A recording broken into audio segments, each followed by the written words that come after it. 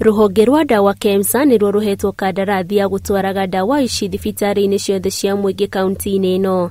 Tukwenda twire andu riu thibitari dawa cia 72 million cigukorwo kuo na igututwara mieri ina niyo projection ira twinayo.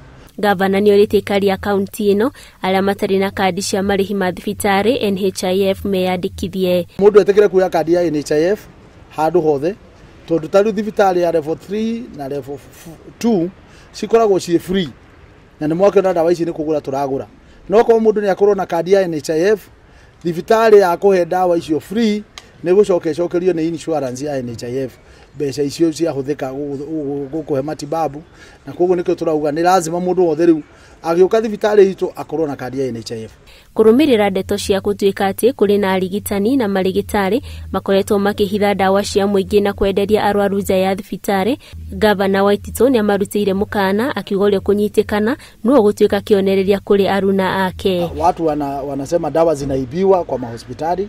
Tunataka ukijua kidogo tu kuna mtu anashikana na hiyo kashfa, tafadhali hakikisha umeleta hiyo ripoti kwa ofisi yangu ndio tuweze kuchukua hatua.